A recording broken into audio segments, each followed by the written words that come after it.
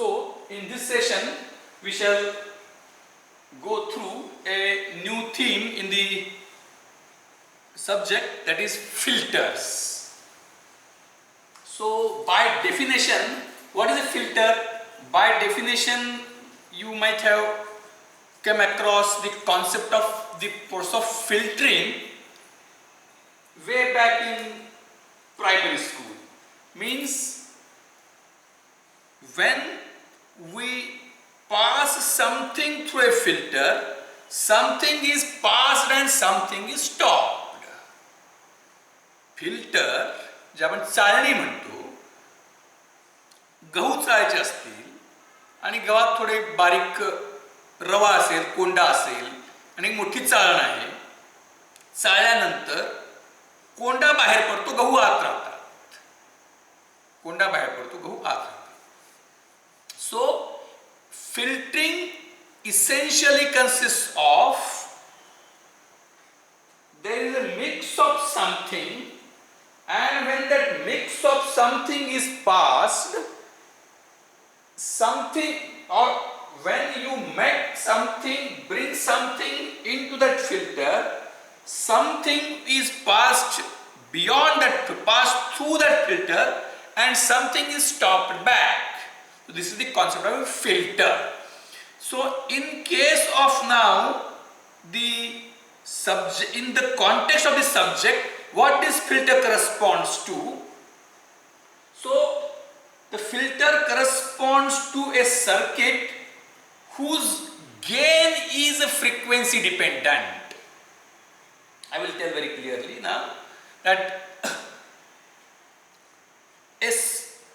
a sinusoidal signal is being considered because that sinusoid, the filter consists of components like either L or C. Only using R you can't construct a filter. So some component like inductor or capacitor whose reactance is frequency dependent is required to be part of the filter. So in that case we use sinusoid because of the fact that a sinusoid of given frequency, when passed through any network which consists, either it may be passive network consisting of only R, L and C, or it can be an active network consisting of R, L, C, a multiplier and adder, the resultant is always sinusoid of same frequency, and what may change is the amplitude with respect to original input signal and the phase of the output with input. So input sinusoid and output sinusoid, when plotted one below each other, their frequency is same, amplitude changes. If it is passive circuit it reduces, and if it is active circuit it may increase also, and phase is shifted. So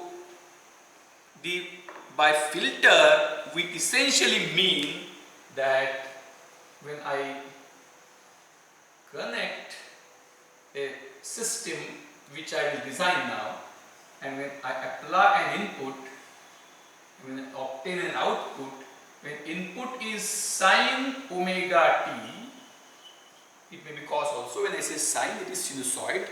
Output will be always something into a omega sine omega t plus phi omega.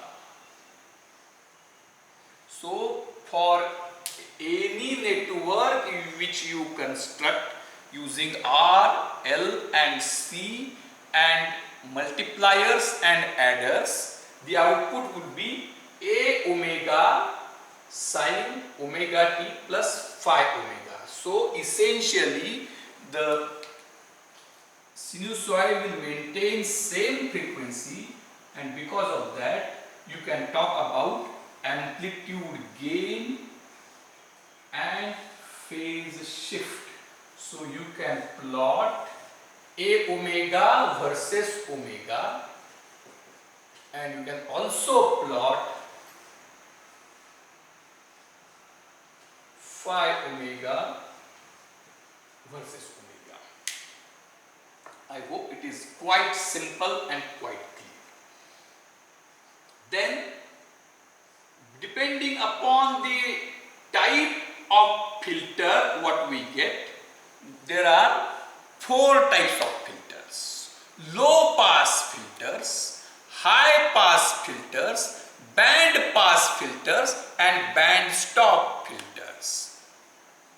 What is a low pass filter? Means what is expected out of an ideal low pass filter, which we can never construct.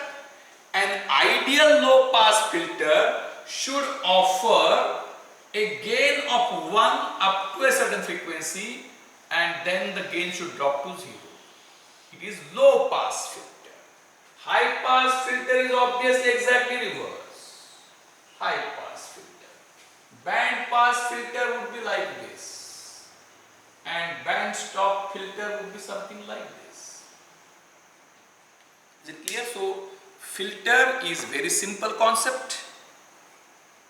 High pass, low pass, high pass, band stop. And now what is essential is either of the elements L or C is essential part of the filter. If it is only using R, L, any of these 3 components, R, L and any of these 3 components, which must include either of them, L or C. Only L and C can comprise a filter, R and C can comprise a filter, R and L can comprise a filter. This is called as passive filters. And if we use multiplier and adder is optional, we can have active filter. So effectively what we require is ultimately the gain. So input, I think we spent a lot of time, in which input we apply as sin omega t, capacitive reactance we take as 1 upon j omega c, inductive reactance we take as j omega L, resistance is R, we compute everything, and after we compute everything, we get something in terms of J. Then J, what we do for J sine, we take it as cos. For J sine, we take it as cos, and sine something sine omega t plus something cos omega t is always some other thing sine omega t plus something. So that we can get very easily. Whatever we have discussed till now, we will take some examples and we will show how filters work. Then ideally what we require? Ideally we require that the filter should offer a gain of filters. We expect is something which we want should be passed as it is, something which we don't want should be completely stopped. That is not possible.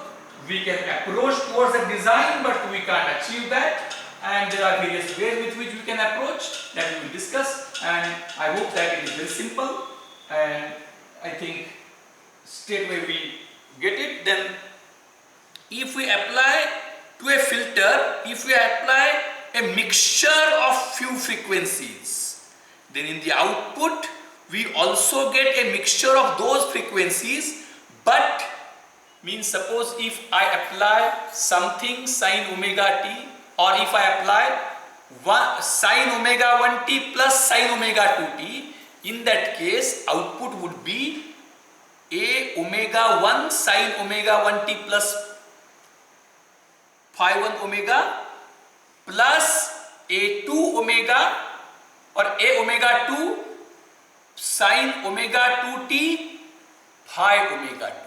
So output will be having a mixture of two signs would be different shape. The output will have a different shape. If you have gone through somewhere in Fourier analysis, then if I apply a square wave, what is square wave? Square wave is sum of multiple sinusoids. Square wave is a sum of multiple sinusoids. So if I apply a square wave, multiple sinusoids will pass through through the filter with multiple gains, and what we obtain is something other than a square wave. So filters, if we pass a pure sinusoid, the pure sinusoid is coming out with a different gain and phase shift, and the gain and phase shift depends upon the frequency. But if I apply a mix of multiple frequency sinusoids, then what I obtain is totally different. So we go through different circuits one by one. A simple circuit which I always like is this. This is why I like is because it is constructed with very simple components, input and output. So what this is? If I apply sine omega t here, what I obtain, this is 1 and this is 1. So output is 1 upon j omega c is 1 upon 1 upon j omega plus 1 multiplying numerator and denominator by j omega. It is 1 upon 1 plus j omega sine omega. 1 upon 1 plus j omega sine omega t. 1 upon 1 plus j omega sine omega t. This I can write, this I can have as, I can rationalize 1 minus j omega upon 1 plus omega square. 1 minus j omega upon 1 plus omega square into sine omega t. This is, I can further have 1 upon 1 plus omega square into bracket sine omega t minus j sine omega t. So j minus j omega, I can take omega here, sine omega t. J sine omega t is cos omega t, so I can also write 1 upon 1 plus omega square into sine omega t minus omega cos omega t. So sine omega t minus omega cos omega t will be always sine omega t sine of omega t plus something into something. So this would be something, say a sine omega t plus phi. So this a and phi will depend upon this coefficient and this coefficient.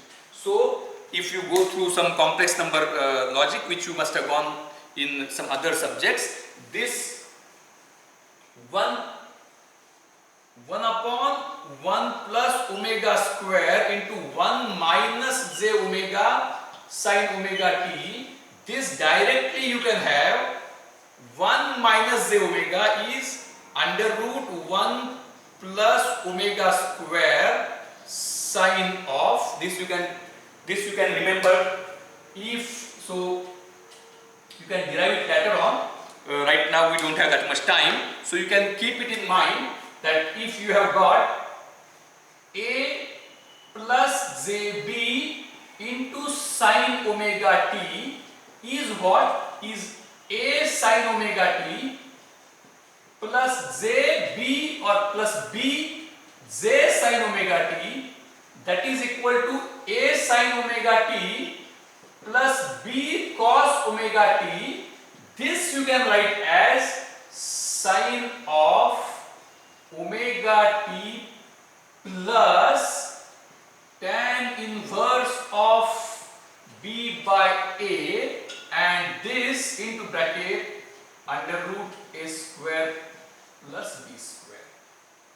So a plus jb sine omega t is under root a square plus b square sine of omega t plus tan of b by a. So this is ultimately 1 plus under root omega square sine of omega t, this is minus, so tan inverse of minus omega upon 1, that is omega, so it is plus tan inverse of minus omega, that is minus tan inverse of omega upon 1 plus omega square. So this is ultimately 1 upon under root 1 plus omega square into sine of omega t minus tan inverse of omega. So what is the output? If input is sine omega t, output will be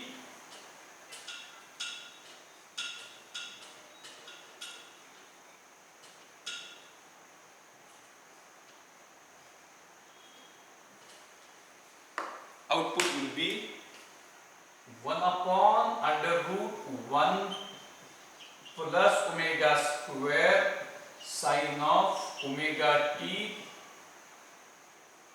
minus tan inverse of omega. So input is sinusoid, input amplitude is 1, output is sinusoid, output amplitude is 1 upon under root 1 plus omega square, and output phase is tan inverse of omega. So what we can plot, omega, this is called as A omega, and this entirely is called as phi omega. So phi omega is minus tan inverse of omega, and A omega is 1 upon under root 1 plus omega square.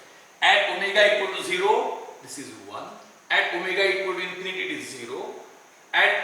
So at omega equal to 0, it is 1. At omega equal to 1, it is 1 by root 2 quarter half power point, and so it will reduce slowly.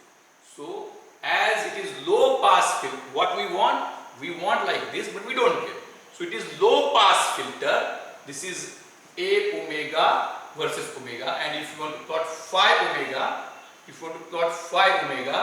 at omega equal to 0, tan inverse of omega is 0, and at omega equal to 90, at omega equal to infinity, it will go to pi by 2. At omega equal to 1, it will be pi by 4. So phase is like this, asymptotically moving to 90. This is pi by 2 minus pi by 4. So this is phi omega. So a low pass filter will offer you a gain which will fall as frequency increases, and phase which will shift as frequency increases. So this is low pass filter. Next we go for high pass filter.